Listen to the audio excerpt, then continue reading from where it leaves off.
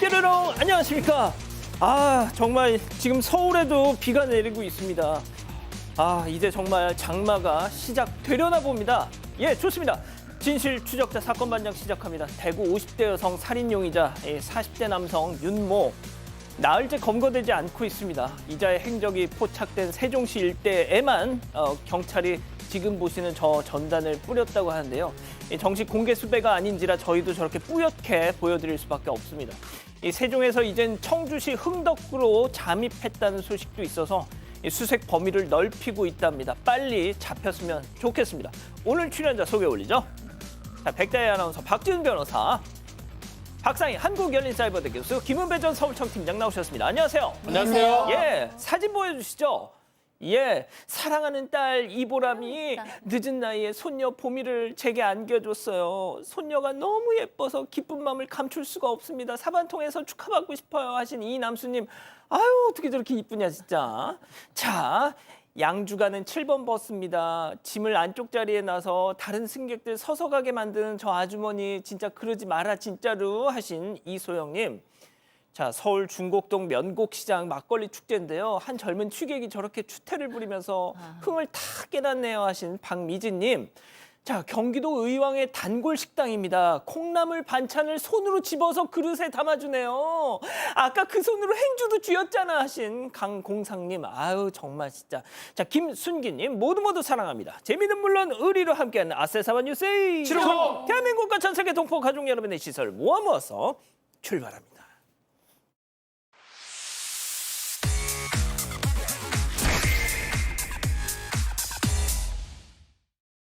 첫 번째 가보죠. 자, 한밤의 침입자입니다. 새벽 시간 아무도 없는 집에서 벌어진 충격적인 사건 제보 영상 만나보시죠.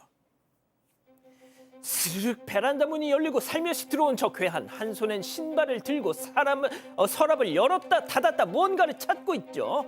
자, 그런데 말이죠. 또 다른 옷장을 저렇게 살피더니 이번에는 이번에 옷장을 살피더니 이제 다른 그만 좀 살펴. 자, 다른 방으로 지금 갑니다.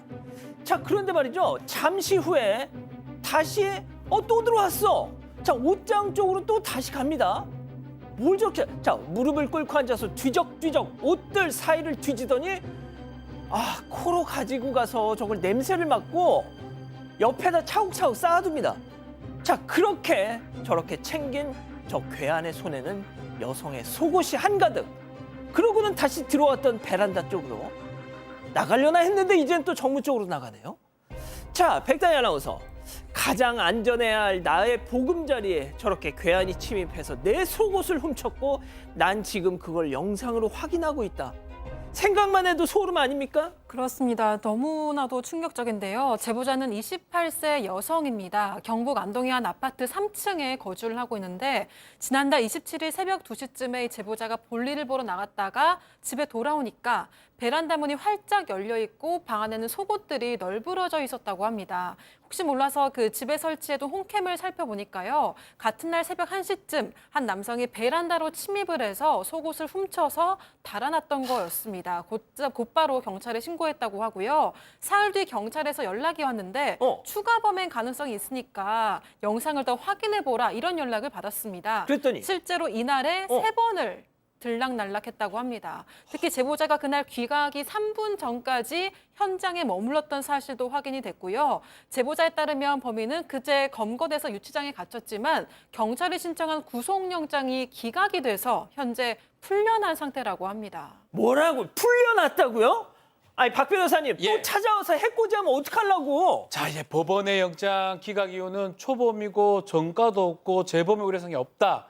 그런 것들이 고려돼가지고 기각이 됐습니다. 근데 그럼에도 불구하고 뒷동에 살고 있고 저렇게 3층에 몰래 들어가지고 계속 몇 번 반복했지 않습니까? 저 남자가 저 괴한이 뒷동에 산다고요? 뒷동에 거주하고 있습니다. 아이고. 해코지할 가능성이 매우 높고요. 더더군다나 지금 너무 무서워서 집에 못 들어가고 있는 상황이거든요. 당연하죠. 이사 고려하고 있는데 법원은 이제 아주 기계적으로 증거인멸 우려, 도주 우려 이런 거 고려해가지고 요거만 판단해가지고 영장을 기각한 것 같습니다. 그렇죠. 기계적으로 해서는 안 됩니다. 이런 거는요. 저 영상도 봐야 되고요. 피해자 중심으로 봐야 돼요. 피해자 과연 저기 있을 수 있느냐. 피해자 다시 가해를 할 수 있느냐? 이 대구에서 부분을 이번에 봐야죠. 그래서 살인 사건이 났지 그러니까요. 않습니까? 이거는 사실은 본인이 뭐 술 취해서 잘 기억 안 난다고 하지만 저게 기억 안 난다고 저게 납득할 수 있는 부분입니까? 기억이 안 난다고 했대요. 본인 그렇게 주장을 하고 있습니다. 법원에서는 좀 더 꼼꼼하게 증거인멸 우려, 주거 부정 이거 말고요. 피해자한테 위해를 가할 수 있느냐 이 부분 좀 더 꼼꼼하게 봐야 될 것 같습니다. 좋습니다. 예, 다음 이어가죠. 자, 현실판 굿보이입니다. 자, JTBC 토요일 드라마 굿보이 다들 아시죠? 이 전직 복싱 국가대표로 이 경찰에 특채된 박보검 씨의 실사판이 등장했답니다. 영상 만나보시죠. 자, 교통 단속에 걸린 한 남성의 신분증을 저렇게 살피는 경찰. 그러더요. 야 어디가? 야 갑자기 도로 한복판으로 막 도주하는데요. 경찰도 쫓아가죠. 자, 그렇게 150m를 전력 질주해가지고 니놈이 뛰어봤자 포도리 손바닥 아니지. 남성 제압했습니다. 붙잡았습니다. 곧이어 순찰차도 도착을 해가지고요. 검거 완료. 예. 상황 설명 좀 해주시죠. 네, 지난 4월 18일 오후 수원시 한 횡단보도에서 있었던 사건이고요. 우회전 일시정지 위반 차량이 경찰 단속에 적발이 됐었던 상황이었습니다. 경찰이 우즈베키스탄 국적 20대 운전자에게 운전면허증 제시를 요구를 했는데요. 그런데 이 남성은 신원을 확인하던 중에 갑자기 도로 한가운데로 달리면서 도주를 했습니다. 경찰을 피해서 150m가량 질주한 남성은 결국 경찰에게 검거가 됐고요. 도주 이유를 알고 보니까 타인의 외국인 등록증을 들고 다니던 남성이 불법 체류 상태에서 무면허 상태로 운전을 하고 있었던 거였습니다. 그래서 경찰이 등록증이랑 얼굴을 확인을 하니까 도주를 해버렸던 거였습니다. 자, 그런데 박보검 씨 실사판이라고 했는데 박보검 언제 나와? 박보검 나왔지 않습니까? 언제요? 근데 얼굴이 잘 안 보이죠. 뭐 생각하면 박보검일 수 있는데 박보검하고 조금은 다를 수 있지만 복싱 부분이 큽니다. 우리 지금 근데 굿보이 비슷하게 좀 잘생기셨는데. 닮았다고 하면 닮았는 거가 될 수가 있는데 이 굿보이 드라마 아주 인기를 끌고 있는데 그 굿보이 드라마에서 박보검 씨가 복싱 금메달리스트 출신 닮았어. 경찰로 나옵니다. 맞죠? 저를 좀 닮았다고 생각이 드는데 조경사 역시 KBL 라이트급 3위까지 올라갔고 진짜? 예. 거기다가 세계 경찰 복싱 대회, 소방관 대회 이런 데서 금메달 따기도 했습니다. 그래서 사실은 이 사람 꿈이 왜 이렇게 하게 됐냐 하니까 크로캅이라고 있어요. 아주 크로캅. 유명한 사람인데 K1. 크로아티아 경찰인데 복싱, 킥복싱 잘하는 어. 그 선수인데 이 사람이 너무 되고 싶었답니다. 롤모델. 그래서 경찰 되고 복싱도 배웠고 지금은 박보검이 돼버렸어요. 굿보이. 알겠습니다. 좋습니다. 예, 다음 이어가죠. 30분 사이 순삭입니다. 자, 새벽 시간 벌어진 충격적인 상황. 제보 영상 만나보시죠. 자, 주차장 구석에 있는 에어컨 실외기를 들고 끙끙 힘겹게 끌차 위에 올리고선요. 안 떨어지게 가운데로 좀 밀어넣자. 자, 그러군요. 조심히 끌차를 끌면서 골목을 빠져나가는데요. 자, 그런데 문제는 저 남성 도둑이었다는 거. 네. 아이고 세상에. 이제 여름이 닥쳐왔으니 당연히 저는 에어컨 설치 기사인 줄 알았거든요. 그렇게 보이죠. 그런데 도둑이었어요. 대전에서 태국 음식점을 운영하는 제보자께서 겪은 일인데요. 지난 9일 밤에 80만 원 정도를 주고 에어컨 본체하고 실외기를 구입하셨습니다. 그래서 그 다음 날 새벽 4시 반쯤에 설치하기로 해서 저렇게 주차장 구석에다가 잠깐 뒀어요. 그런데 저 도둑이 4시에 끌차를 가지고 와서 저렇게 가져간 겁니다. 4시 반에 설치 기사님이 오셨는데 실외기가 없으니까 설치할 수가 없잖아요. 그래서 제보자께 전화하셔서 실외기가 없습니다라고 얘기하셔서 CCTV를 보니까 저렇게 누가 훔쳐간 겁니다. 세상에. 아니 실외기 가져가서 뭐 하려고 소고기 사 먹으려고 팀장님? 그렇습니다. 저거는 경찰에 이제 신고를 했고요. 지금 아까 아시다시피 CCTV를 확인해서 어제 범인을 검거를 했습니다. 경찰이 조사를 하니까 뭐라고 했냐면 그거 버린 줄 알고 가져간 거예요. 그래가지고 분해해서 공무원서에 팔았다고 하는데 아이고. 저건 버린 거 아닙니다. 저건 엄연한 절도이기 때문에 6년 이하 징역이나 1,000만 원의 벌금을 처하기 때문에 거기 있는 거 가져가게 되면 점유이탈물이 아니라 당연히 절도이기 때문에 처벌을 받을 겁니다. 그러니까요. 자, 좋습니다. 마지막 사연으로 가보죠. 지름신 내린 누나입니다. 자, 집단 지성의 판단을 받아보고 싶으시다면서 제보해 주신 사연 함께 들어보시죠.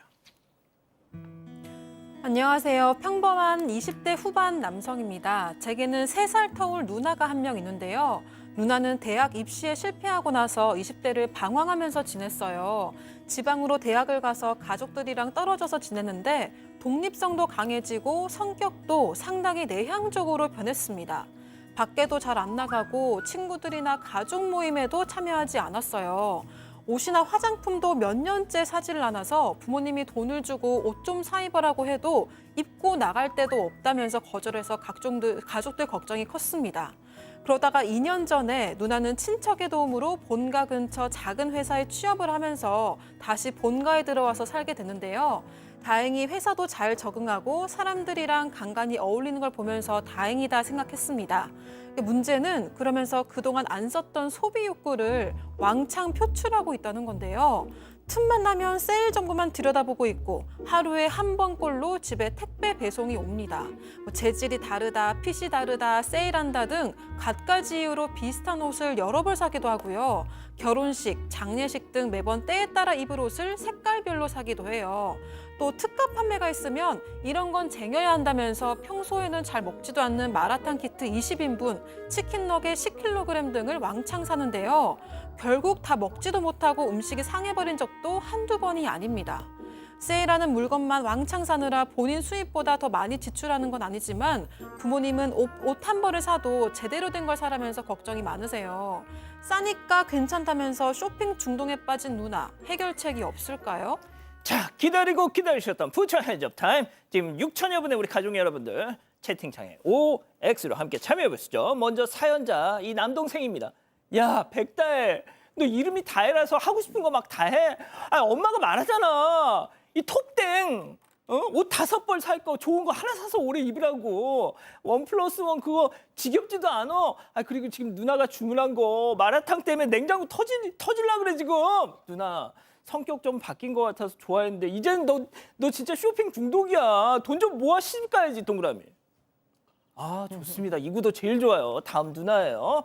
쇼핑 중독 같은 소리하고 앉았네 정말. 야, 은배 너 누나한테 톱땡 옷 한 번이라도 사주고 있단 소리에 언제는 옷 좀 사 입으라고 온 가족이 들들 볶더니만.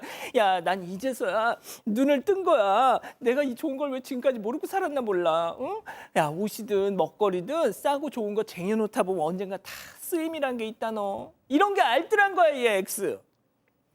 자, 일단 팀장님부터 가볼게요. 그렇습니다. 저 누나 같은 경우에는 사실 혼자 살았지 않습니까? 지만 그러다 보니까 외로움, 공허함, 불안감이 겹치다 보니까 이 감정이 조절이 안 되는데 물건을 사면서 행복을 느끼는 사람이 있어요. 교수님도 그러시죠. 자, 물건을 사면 행복을 느끼기 때문에 저 누나 같은 경우에는 물건을 입지 않더라도 사는데 행복을 느끼는 거예요. 그렇기 때문에 저거는 고쳐야 돼요. 왜냐하면 저게 커지게 되면 빚을 지게 될 뿐만 아니라 본인의 욕구가 한없이 되기 때문에 동생이 누나를 심리상담을 받게 해서 그 공허라든가 불안감을 해결하면은 아마 저렇게 물건 사재기는 안 할 것 같습니다. 아, 근데 팀장님이 자꾸 무슨 말씀하시다 보면 심리 상담 받으라고 항상 결론을 지으세요. 아, 혹시 우리 박 교수님 무슨 홍보대사 이런 걸로 따로 이렇게 하셨어요? 아니, 이제 앞으로 잘 의논해 봐야겠어요. 자, 일단 박 변호사님. 자, 일단 이렇게 된 이유는 사실 있어 보입니다. 뭔가 방황을 했던 게 있죠. 그리고 내적이고 내지향적이었는데 그게 좀 다시 합가를 하면서 바뀐 모습이 보이긴 한데 과한 게 사실입니다. 저는 사실 이게 이 부분을 고쳐야 된다고 생각이 드는데 대량 구매하는 것도 마찬가지고요. 아, 똑같은 옷을 여러 번 사는 그건 말이 안 되죠, 사실. 똑같은 옷은 살 이유가 사실 없는데 그러니까. 이거를 어떻게 남동생이 이걸 고치게 할 수 있는지는 좀 의문이긴 한데 어쨌든 간에 된다면 좀 바꿨으면 저는 그렇거든요. 우리 누나 그런다면 아우 너무 싫을 것 같아요. 그러지 마라 그럴 것 같아요. 예, 자, 교수님. 네, 좀 할 말이 많은데 어. 일단 보통 여자분이 이렇게 너무 막 샀으면 쇼핑 중독이라고 볼 수 있었을 것 같은데 이분은 그 전에 너무 에너지가 다운돼서 집 밖에 잘 나가지도 않고 부모님께서 사준다 그래도 싫다 그랬던 침체기가 있었단 말이에요. 근데 본인이 이제 취직을 해서 돈을 벌다 보니까 일종의 보상 심리처럼 지금 막 사고 있는데 이게 쇼핑 중독으로도 볼 수 있겠지만 다른 면으로 보면 활력을 되찾고 있는 과정일 수도 있어요. 그렇기 때문에 그리고 깔별로 옷을 여러 개 산다는 남자분들은 너무 놀라시지만 여자들 중에서는 마음에 드는 옷 색깔별로 사는 경우 뭐 왕왕 있습니다. 네, 그리고 또 하나는 쇼핑 중독이라고 단정하기는 좀 어려운 게 이분이 뭘 싼 거를 많이 사고 있긴 한데 뭐 본인의 월급을 넘어선다거나 빚을 낸다거나 지금 그런 상황은 아니거든요. 그리고 취직한 지가 뭐 2년 정도 됐다 그러니까 이런 증상이 얼마나 됐는지 모르겠지만 또 그 본인의 그런 어떤 자존감 떨어졌던 걸 치유해가는 과정일 수도 있으니까 조금 더 봐주시면 어떨까요? 그렇군요, 백다희 아나운서. 네, 저도 그동안 이제 누나가 되게 힘든 시기를 보냈다가 이제 막 취업도 하고 즐거운 마음으로 막 사는 것 같아서 좀 당분간은 좀 지켜보는 게 어떨까라는 생각이 들었고요. 아마 본인도 조금 좀 쇼핑이 지겨워질 때가 있을 것 같아요. 그때 이제 또 돈을 어떻게 모으는지 어떻게 불리는지 이런 거를 좀 가족들이 알려주시면 좋을 것 같다는 생각을 그렇군요. 했습니다. 예. 네, 댓글도 보겠습니다. 경미훈님, 그동안 억눌린 욕구가 쇼핑으로 나타난 것 같아요 라고 하셨고요. 별빛 우주님, 과소비입니다. 적당하게 필요한 거 사는 게 좋을 것 같아요 라고 하셨습니다. 별빛 10님도 본인이 깨달을 때가 있을 겁니다 라고 하셨습니다. 예. 사반 제보 메일과 카톡 제보 채널에선 많은 사연 제보 기다리고 있고요. 첫 번째 사건 이어갑니다.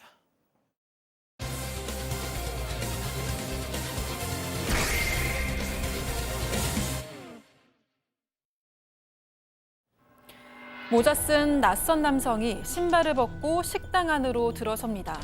처음 온 손님인가 싶었지만 갑자기 흉기를 꺼내 들어서 여사장에게 휘두르기 시작하는데요. 복부를 찌른 것도 모자라서 목을 공격하려는 순간 여사장은 흉기를 손으로 막으며 간신히 버팁니다. 머리채까지 붙잡혔지만 안간힘을 써보는 여사장. 열린 출입문으로 남성을 밀어내고 황급하게 문을 잠그는데요. 평일 대낮 식당에서 벌어진 끔찍한 사건. 대체 어떻게 된 일인지 지금부터 자세하게 알아보겠습니다. 예, 약 2달 전 충남의 한 식당에서 벌어진 말 그대로 정말 끔찍한 사건입니다. 제보입니다.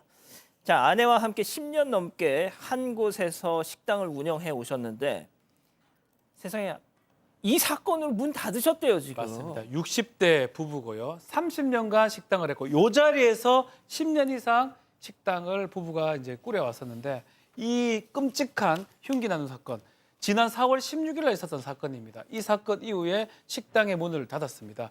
원래 두 분이 같이 일을 하는데 그날 남편이 좀 일이 좀 있어서 혼자 있었다고 하고요. 1시 반쯤입니다. 1시 반쯤에 웬 모자를 쓴 낯선 남자, 저 남성이 이렇게 신발을 벗고 식당 안으로 들어왔고 당연히 점심 먹으러 온 손님이겠지라고 생각을 했는데 예. 느낌은 살짝 이상했다고 해요. 어. 남성이 갑자기 흉기를 꺼내서 휘두르기 시작했다고 합니다. 자, 당시 식당에서 어떤 일이 벌어졌던 건지 제보자 남편분의 얘기로 들어보시죠.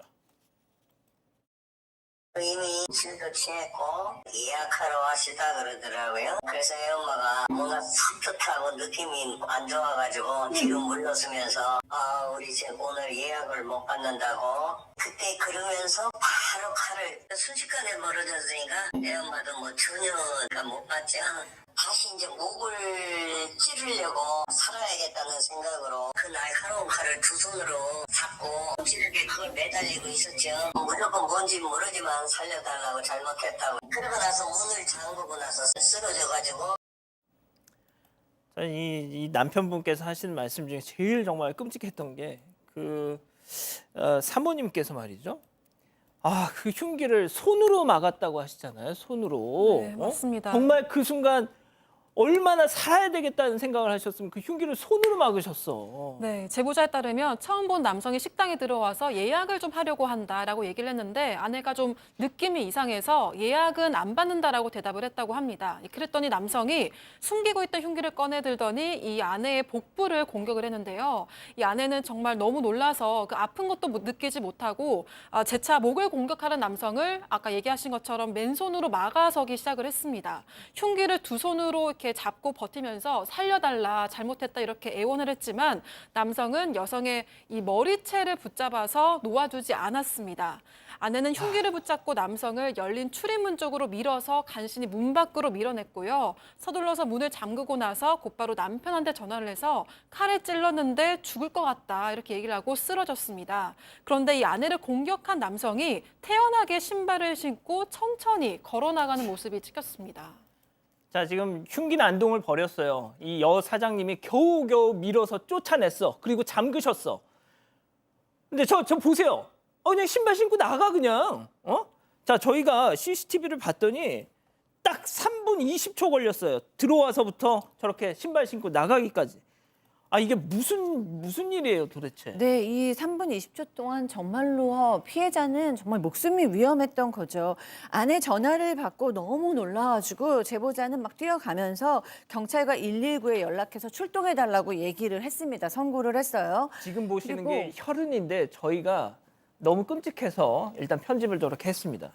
네. 그래서 이제 경찰과 남편이 이제 다 갔는데 보니까 복부와 손을 크게 다쳤고 식당 안쪽에 쓰러져 있었는데 문이 잠겨져 있기 때문에 못 들어가는 상황이었어요. 그래서 문을 깨고 그렇게 들어갔습니다. 병원으로 옮겨진 아내는 13시간 동안 굉장히 큰 수술을 해서 다행히 목숨을 건졌는데요. 그런데 문제는 이 칼을 손으로 잡았잖아요. 예. 그래서 이 손 부분에 정말 장애가 좀 남고 감각이 다 돌아오지도 않고 손가락을 굽힐 수도 지금 아유. 없게 좀 되셨다고 합니다. 무려 전치 9주입니다. 현재까지 지금 통원 치료를 하고 있어요. 무엇보다도 걱정스러운 것은 심리적인 트라우마인데요. 혼자 계시지를 못한대요. 당연한 거 아니겠습니까? 그 정도로 무서운 일을 당했는데 그리고 어두워진 길에 남자가 혼자 지나가면 그냥 깜짝깜짝 놀란다고 하십니다. 뭐 사모님 말할 것도 없고 들으신 것처럼 사장님, 이 남편분 역시도 내 아내를 지켜주지 못한 그 자책을 하고 계실 거예요. 본인이 잠깐 자리를 비운 사이에 저런 일이 벌어진 거 아닙니까? 자, 그런데 이 남편분께서는 이 사건이 있기 한 달 전쯤에 앞서 그 괴한, 흉기를 휘두른 괴한을 보셨답니다. 알고 봤더니 동네에서 트럭에 과일을 싣고 다니면서 파는 70대 남성이었다는 거죠. 그 얘기 들어보시죠. 나중에 알고 보니까 빌에서 그 사과, 참외 이런 거 놓고 집 앞에 그 사거리에서 장사하는 사람이더라고요. 1톤 차가 포장까지 쳐놓으니까 차 사이에 안 보여가지고 엄청나게 위험하더라고요. 한 달 전에쯤 한번 제가 가서 선생님 여기다 이리 차려놓고 계속 하시면 여기 많이 위험합니다 여기. 그랬더니 이 사람이 그 당시에 아니야 내일부터 저쪽에 가서 할 겁니다 그러더라고요. 그래서 그냥 예 하고 그냥 왔더니 그제 그러니까 기억도 안 나죠.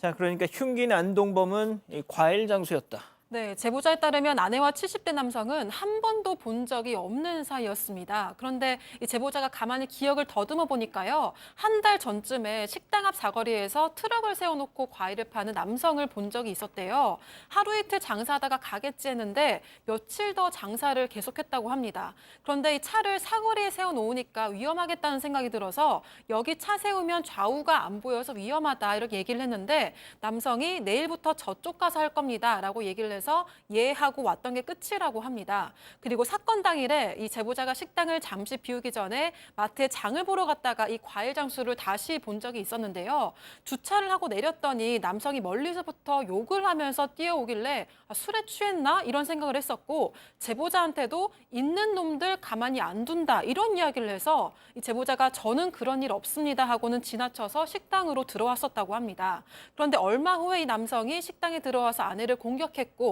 경찰에게 들은 바에 따르면 마트 앞에서 이 제보자와 마주쳤을 때도 이 남성은 흉기를 소지하고 있었다고 합니다. 자, 이 괴한 말이죠. 70대 과일 장수 살인 미수 혐의로 지금 재판을 받고 있는데, 자, 여태껏 말이죠. 피해자에게 사과 한마디 없답니다. 오히려 법정에서는 이런 얘기까지 했다는 거죠. 체크포인트 짚어보죠.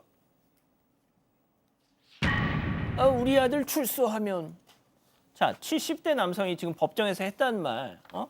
자, 그리고 사건 당일 남성이 범행에 사용한 흉기에 관한 충격적인 얘기까지 이어서 한번 더 들어보시죠. 앞집에 또 식당이 있어요. 거기서 술을 먹으면서 칼을 꺼내가지고 그 사장이 너무 위험한 것 같아가지고 그 칼을 뺏었대요. 뺏고 나니까 다시 시장에 가서 그 똑같은 칼을 사가지고 가게로 들어간 거죠. 제가 없을 때. 제가 있었으면은 애 엄마가 이 정도로는 안 당했는데 판사가 그 사람한테 물어보더라고요. 피해자한테 잘못을 사죄하거나 뭐 그런 노력은 했느냐. 자기 아들이 8월 달에 출소를 한대요. 지금 감옥에 있는데 그때 가가지고 아마 사과를 하든지 할 거라고 그러더라고요. 그게 뭐 사과하는 거예요? 뭐 협박하러 오는 거지? 아니 사과를 하려면 본인이 해야지 뭔 아들을 보내서 사과를 뭔 소리예요 도대체. 이게 살인 미수죄 상당히 중한 범죄죠. 재판하는 그 판사 입장에서는 피해자하고 어떤 합의라든지 사과 이 부분이 매우 중요한 요소이기 때문에 그 질문을 한 거예요. 사과할 의향은 있느냐? 하겠냐? 노력을 한 적이 있냐? 이러니까 갑자기 감옥에 있는 제 아들이 8월에 출소하니까 그때 사과하겠습니다. 사과할 겁니다. 이렇게 얘기했다고 해요. 근데 제보자 입장에서 봤을 때는 저게 협박으로 들립니다. 감옥에 있다가 나와가지고 사과하러 옵니까? 아, 전과자 아들을 보내서 위협하는 걸로 느껴지지 않습니까? 역시 판사나 검사도 상당히 당황을 했다라고 하고요. 범행 동기 부분도 좀 문제가 있습니다. 왜 이런 행동을 했냐고 하니까 주차 위반으로 벌금 40만 원 나왔고 홧김에 술을 마셔서 기억이 안 난다 등의 지금 진술을 했다고 하는데 제보자 얘기에 따르면 이 동네에 주차 단속 자체를 하지 않는다고 합니다. 저 부분도 아마 거짓말 같고 받았다고 하더라도 딴 데 가서 받은 걸 갖고 여기로 좀 핑계대는 걸로 보인다고 하고 이 70대 이 남성 피고인 예. 정신적으로 문제가 있는 거 아니냐 이런 생각도 들고 이 경찰에서는 어떤 정신병력 같은 거는 없다라고 하는 그런 상황입니다. 자 팀장님 지금 저 영상 속 저 남성의 모습이 술에 만취한 것처럼 보이세요? 그렇지는 않는데요. 어떻든 간에 저 남성이 놀랍게도 그 70대 남성, 지금 피고인이죠. 피고인이 사건 당일날 시장에 가가지고 똑같은 흉기를 2차례나 구입했다는 거예요. 근데 흉기를 구입해서 사용한 게 아니고 그 집에 가져가서 날카롭게 가른 거예요. 상당히 위험하죠. 그런 다음에 몸에 품고 갔는데 맨 처음 제보자가 마트 주차장에서 만날 때도 흉기를 갖고 있었는데 그때는 이 남성한테 공격을 하지 않았습니다. 아마 남성이라 공격 안 하는가 싶긴 한데요. 어쨌든 그런 다음에 이 70대 피고인이 인근 식당에 가서 술을 마시면서 그 흉기를 꺼내놓은 거예요. 그랬더니 그 식당 주인이 깜짝 놀란 거죠. 그래서 그 흉기를 뺏은 거예요. 뺏었는데 저 70대 피고인이 흉기를 뺏기니까 다시 시장에 가가지고 흉기를 또 구입했던 것이죠. 그런 다음에 이 제보자가 잠깐 자리를 비운 사이에 이 제보자의 식당에 가가지고 그 흉기를 이용해가지고 범행한 것으로 드러나고 있습니다. 자 교수님이 좀 정리를 해주시죠. 네. 이 70대 남성이 사실은 이제 굉장히 비상식적이고 어떻게 보면은 안면식도 없고 원인 제공도 하지 않은 사람에게 무차별적으로 범죄를 일으키는 거거든요. 그리고 그거에 대해서도 죄책감을 느끼지도 않고 또 거기에 대해 우리 아들이 감옥에서 나오면 사과시키겠다라는 전후 맥락이 맞지를 않는 이야기를 하고 있어요. 이 사람이 정신병력은 없다고 경찰이 밝히지만 제가 봤을 때는 알코올 중독이라던가 인지장애라던가 이런 거 꼭 체크를 해야 될 것 같고요. 도대체 어떤 문제가 있어서 이런 일을 저지르는 건지 정확한 진단이 있은 후에 우리가 처벌은 뭐 당연하고요. 또 가능하다면 치료도 있어야 될 것 같은데 이 사람이 이미 전과 20범이라고 정해지고 있기 때문에 이 사람의 전과 20범이요? 20범이라고 제보자가 피고인 측의 변호사에게 들은 얘기는 그렇더라고요. 그러니까 이 정도의 공격성과 폭력성을 가진 사람이 그냥 길거리에 나돌아다니기에는 두면 안 되지 않을까 싶습니다. 도대체 어떤 삶을 살면 전과 20범이 됩니까? 예? 첫 번째 사건 정리하고요. 두 번째 이어갑니다.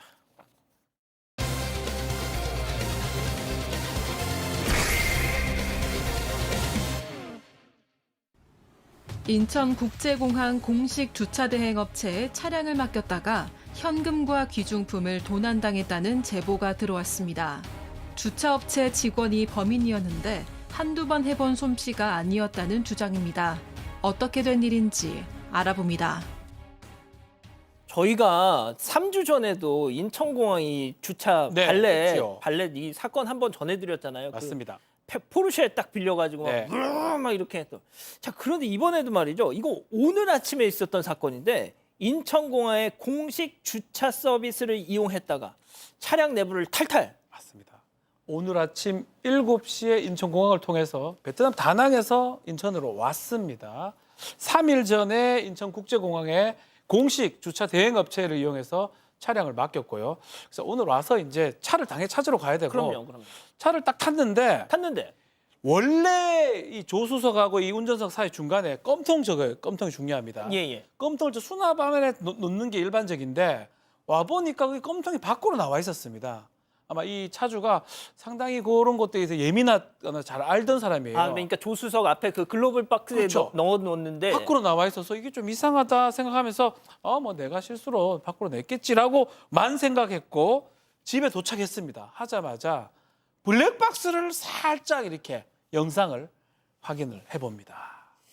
자, 들으신 것처럼 이상하다. 내가 이걸 여기다 놓았을 리가 없는데 싶어서 곧바로 블랙박스 영상을 확인했습니다. 그리고 충격적인 장면을 목격하신 거죠. 체크포인트 짚어보죠.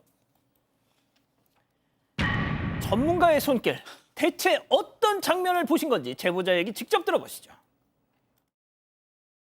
껌통을 껌을 안 먹어서 손님용 껌이라 그 팔걸이 수납함에 넣어놨는데 그게 밖으로 나와 있더라고요. 그래서 너무 이상해가지고 블랙박스 돌려봐야겠다고 이제 돌려보니까 네 앞뒤로 뭐 여기저기 앞에 조수석 그 수납함 있잖아요. 네. 거기도 열어서 뒤지고요. 그 운전석 왼쪽에 커피나 주는 하는 데 있잖아요. 왼쪽 문 쪽에 거기도 막 들어서 뭐 있는지 다 뒤져보고 여기에 돈이 있는 걸 발견을 하니까 나머지 카드도 더 있는지 해가지고 카드 여러 개 꽂혀있고 다 빼더라고요. 다 사라졌어요. 그러니까 돈 될 만한 건 다 없었어요. 물티슈 이런 거 빼고 다 놔두고. 아, 그러니까 이거예요. 자, 운전대를 일단 왼손으로 잡어. 그러면서 막 이러면서 딱 여기 열어보고 이번엔 오른손으로 잡고 여기 막 뒤지고 야, 교수님. 네, 그러니까 이제 이 정도 되면은 정말 프로급으로 한두 번 해본 솜씨가 아닌 거죠.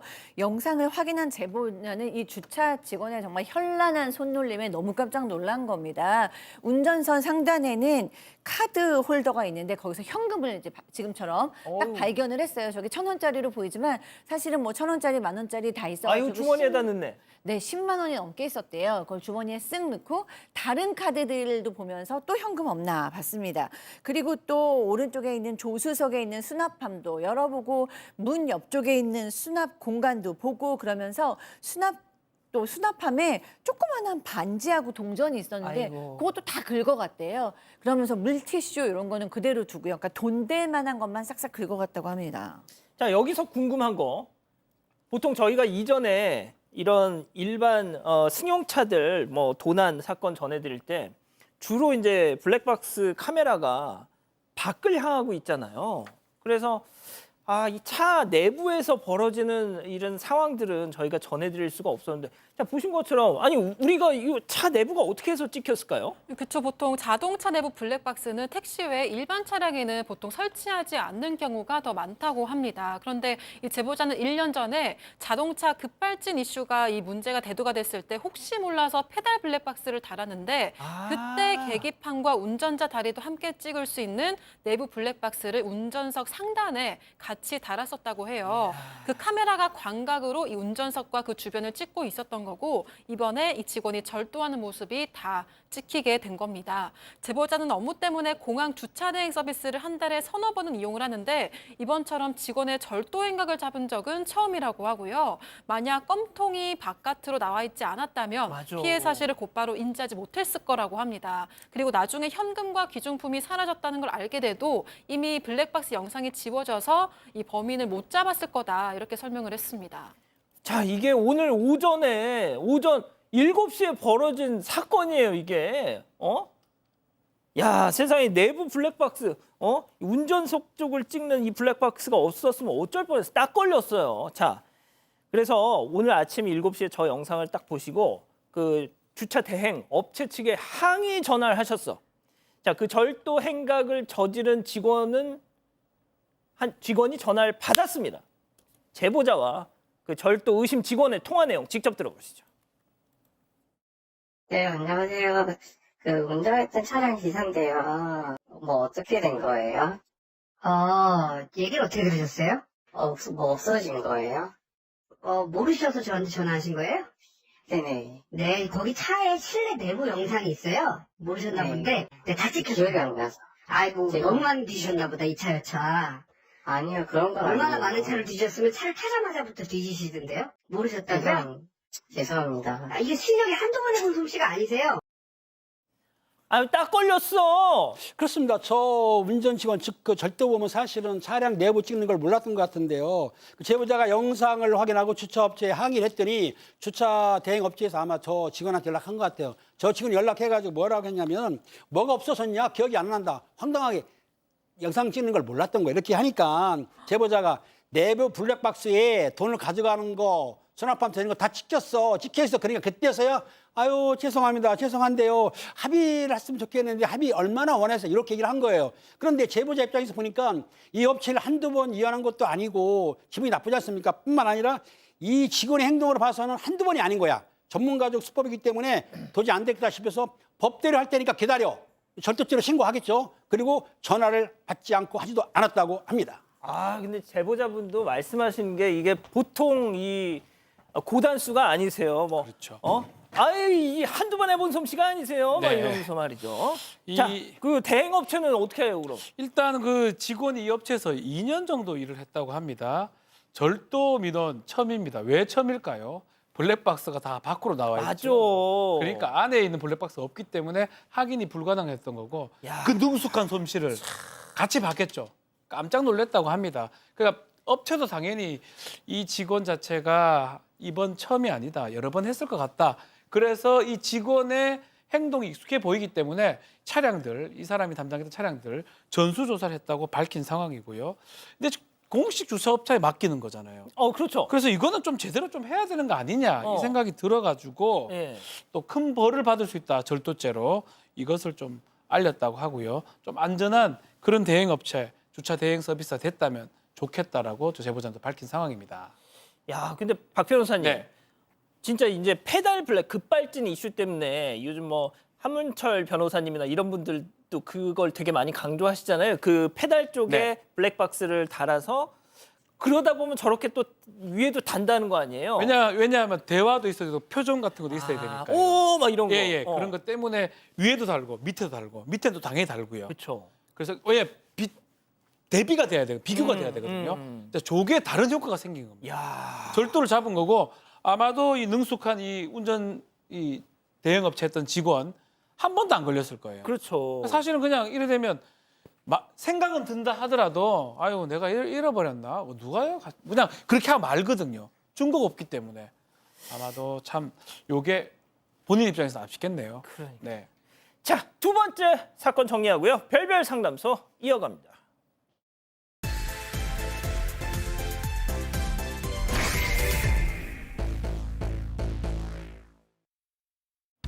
한 여성이 어린이집 운동회에 참석했습니다. 뛰노는 아이들을 바라보면서 다른 학부모들과도 대화를 나누는데요. 그런데 갑자기 한 여성이 나타나서 일행을 휙 낚아채듯이 데려갑니다. 혼자 남겨진 여성, 그 뒤로는 아무 행동도 할 수 없었다고 하는데요. 과연 이 여성에게 무슨 일이 있었던 걸까요? 예, 실제 사연을 당사자 특정을 이유로 일부 각색했다는 점 먼저 말씀드릴게요. 자, 오늘 사연은요. 자녀분들 키우신다면은 공감하실 수 있는 얘기야. 4살 아기를 키우고 있는 엄마의 고민입니다. 네, 오늘 사연의 주인공은 20대 후반 여성이에요. 대학을 졸업하자마자 결혼을 해서 지금 4살 아이를 키우고 있습니다. 1년을 기다려가지고 꼭 가고 싶던 어린이집에 입소를 했어요. 맨 처음에는 아이가 엄마를 떨어져서 갈 수 있을까라고 걱정을 했지만 막상 가보니까 아이가 적응을 너무 잘하는 거예요. 친구들하고도 잘 놀고 선생님 말씀도 잘 듣고 게다가 이 사연자도 왔다 갔다 하면서 엄마들하고 또 친해져서 굉장히 절친 엄마도 생겼다고 합니다.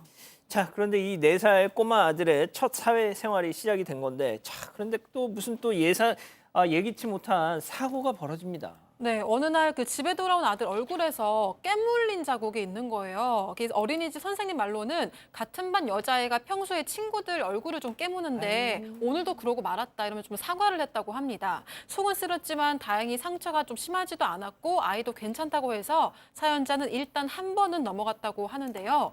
그런데 며칠 뒤에 이번엔 아들의 목에도 깨문 자국이 발견이 된 거예요. 그런데 이때도 선생님만 사과를 하고 가해하던 부모에게서 연락이 한 통 없었다고 합니다. 결국 사연자가 직접 가해자 부모의 연락처를 받아서 전화를 걸었고 그제서야 주의하겠다 이런 사과를 받았다고 합니다. 근데 이 여자 아이는 왜 이렇게 막 얼굴, 막 목을 물어 또? 그렇습니다. 팀장님.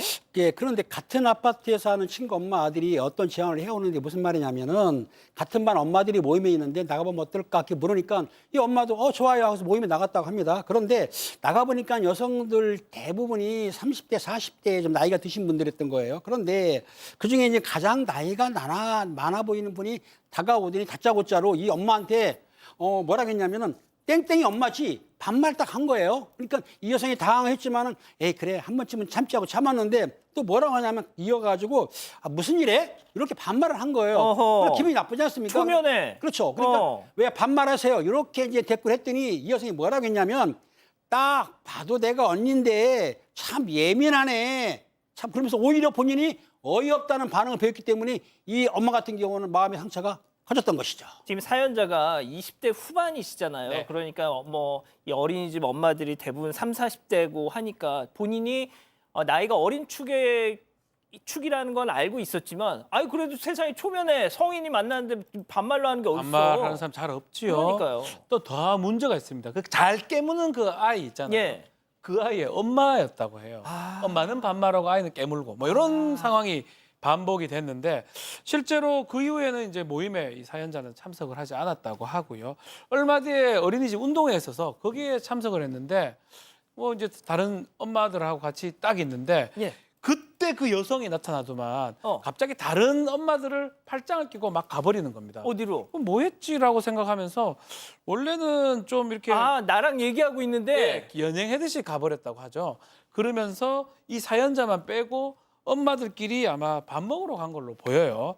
그래서 좀 언짢 아까 좀 놀랐었는데 나중에 저녁에 전화가 왔다고 합니다. 와서 아유 그때 좀 미안했어 아까 일.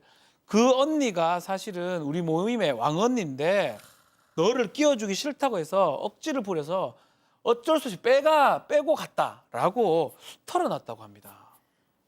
교수님 이 왕언니 이거 진짜 어딜 가나 또 이런 분들이 있어요. 네, 어딜 가나 사실 있죠. 엄마들 모이면은 이렇게 좀 텃세도 있고 기세는 엄마들이 있죠. 근데 어쨌든 이 왕언니가 워낙에 우선은 이제 막 파워를 행사하는 언니니까 엄마니까 혹시 우리 아이한테 불꽃이 튀지 않을까? 맞아. 너무 걱정스럽잖아요. 맞아. 그래서 예민해지고 걱정이 돼서 아이한테 물어봤어요.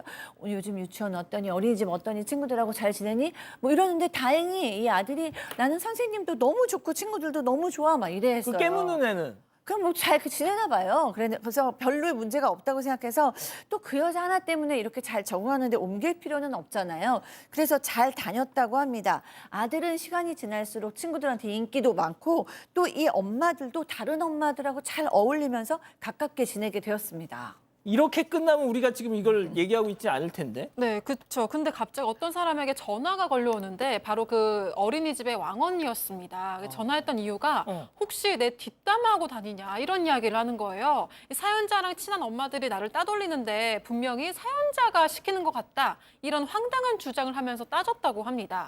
그래서 여성이 좀 사태를 파악해 보니까 사실은 전혀 달랐고요.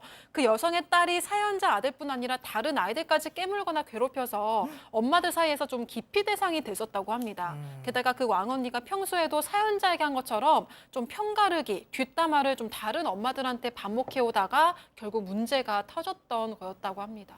자, 그런데 악연은 여기서 끝이 아니었습니다. 우연히 남편과 그 어린이집에 갔다가 그 왕언니를 마주친 거예요. 자, 실세 그 왕언니 박상희 교수, 당찬 아내 역할 백다희 아나운서, 어리둥절 이 남편 박지훈 변호사, 별별 극장 레디 액션! 아니 은배 엄마 왜 내 전화를 안 받아? 옆에는 은배 아빠인가 봐. 연락하지 마시라니까요. 다시 한번 말씀드리는데 전 아무것도 안 했어요. 아니 은배 엄마랑 내가 만난 뒤부터 사람들이 자꾸 나만 피하고 연락해도 무시하고 아니 내가 따돌림을 당하고 있다니까. 아하이 아줌마요. 우리 집 사람이 그런 거 아니라 하잖아요, 아줌마요. 아니 지금 정황이 딱 들어갔는데 뭘 아니래요. 은배 엄마가 나를 질투해서 따돌리는 거라니까. 질투요. 아니 우리 아이프가 얼마나 더 이쁜데 아줌마를 와 질투합니까? 그래 생긴 사람을. 아무튼 당장 어린이집 바꿔요. 아니 굴러 들어온 돌이 박힌 돌을 빼낸다고. 아, 난 정말 이렇게 못 살겠어. 아니 제가 안 그랬다니까요. 그리고 저 어린이집 못 바꿔요. 아, 진짜 말이 안 통하네. 내가 가만히 있을 것 같아? 니네 두고 봐. 니네라니까 아줌마 와 이랍니까? 아, 박 변호사님. 네. 지금 진짜 온 전국에서 많은 여성분들이 박지원 막 이랬을 것 같아. 한 말씀 아줌마요. 예. 아니 그게 아니라 그거 예. 아까 그거 있잖아. 예. 내 마누라가 이쁜데 널 왜 질투하냐. 그거 다시 한번. 아니 우리 와이프가 이래 이쁜데 아줌마를 와 질투합니까? 이거 지금 막 전국에서 정신 나갔어요. 박지훈 너무 멋있어 막 이럴 것 같아요. 팀장님 한 말씀 해주세요. 그렇습니다. 확실히 그 박지훈 씨의 와이프가 예쁘고 그 언니는 안 생긴 것 같아요. 맞습니다, 정말. 죄송합니다. 박상희 교수님도 미인이십니다. 그래도 제가 굉장히 좀 욕먹는 분인 것 예, 같아요. 오늘의 궁금증 일단 짚어보고요. 진짜 왜 이러고 살까요? 그 왕언니, 예? 팀장님. 그렇습니다. 이 내가 보기에는 언니들이 뭐냐면은 자기가 대가 써야만 자기 아들이나 딸들이 그 어린이집에서 힘을 쓸 수 있다고 생각하니까 기싸움을 하는 것 같습니다. 자, 일단 박 변호사님. 그래요. 뭐 이걸 뭘 할 수는 없는 것 같은데 근데 의사 표시를 좀 정확하게 해서 그렇게 하지 말라고 해야 될 것 같긴 한데 또 왕따를 시키거나 이렇게 위세를 가할 것 같아서 좀 두렵네요, 사실은. 자, 이거는 우리 교수님이 네. 좀 말씀을. 네, 이거는 정말 엄마라면 누구나 다 좀 겪어봤을 법한 일입니다. 저도 엄마로서 또 상담사로 또 아주 좀 많이 만나는 케이스들이에요. 그러니까 이 엄마들 모임이 이제 여성들 간에 내 자신의 문제로 갈등이 일어나기도 하지만 사실 내 아이의 문제가 들어가기 때문에 더 어떻게 보면 절박하게 더 강하게 이렇게 인간관계를 하다 보니까 별별 인간관계 경우의 수가 다 생기는 겁니다. 거기서 어려움이 많아지는데 사실 어머님들과의 관계에서 굉장히 중요한 게 예의거든요. 그래서 엄마들 사이에서 요즘은 아무리 뭐 친해도 야, 너 이렇게 이름도 잘 안 부르고 누구누구 어머님 뭐 이렇게 많이 불러요. 그러니까 우리가 예의를 좀 지켜서 이런 쓸데없는 싸움 때문에 마음이 아프진 않았으면 좋겠습니다. 그러니까요. 네, 장정임님 학부모의 언니 동생이 어디 있나요? 라고 하셨고요. 장민채님도 대우를 해줘야 대우를 받습니다라고 하셨습니다. 예, 별별 상담소 이렇게 정리하고요. 글로벌 픽 이어갑니다.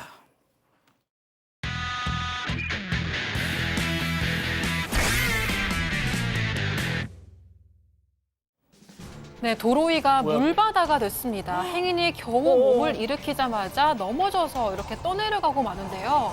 다행히 도로 울타리를 잡고 간신히 버티고 있습니다.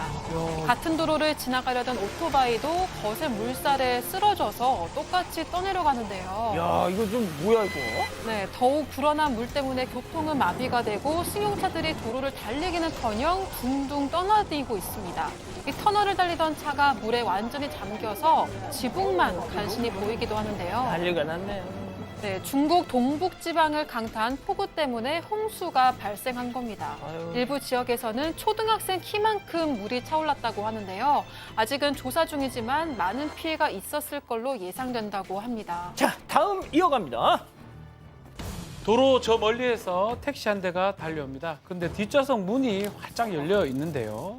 뭔가 뭐, 이상하다 싶더니 예. 거기서 설마 여성이 어머. 휙 도로로 몸을 던집니다. 왜?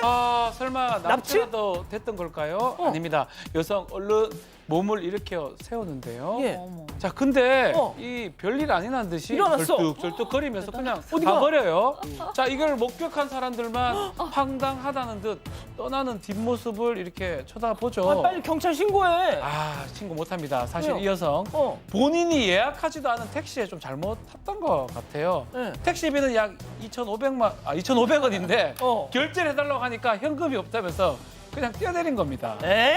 택시 기사가 여성을 잡고 설득한 끝에 계좌 이체로 돈을 보내줬다고 하네요. 아니, 저 병원비가 죽어요 그러다가 맞아. 정신 차리세요. 병원비가 더 나와. 다음 이어갑니다. 공항 한복판에 벌르덩 누운 여성이 팔다리를 마구 흔들면서 고래고래 소리까지 지릅니다. 뒤에선 직원들이 황당하다는 듯 여성을 쳐다만 보는데요. 아니, 금쪽인가요? 자, 겨우 겨우 일어나서 앉더니 이제는 땅을 또 팍팍 치면서 또 화를 냅니다. 어허. 자, 급기야 다시 벌러덩 어허. 누워버립니다. 자, 어허. 직원이 달래보려고 하지만 영 진정이 되지 않는지 저거 찍는 아저씨도 예. 있어. 여성이 사태질까지 하면서 소리를 고래고래 지릅니다. 그치 왜? 비행기에 들고 탈 짐이 어. 너무 무거워서 탑승을 제지당한 겁니다. 추가 비용을 내거나 무게를 줄였어야 하는데 그게 싫었는지 이렇게 난동을 피웠던 건데요. 결국 이 여성 이 비행기에 타지 못했고요. 진정된 후에 다음 비행기를 타고 갔다고 하네요. 에휴, 마지막 영상 이어갑니다.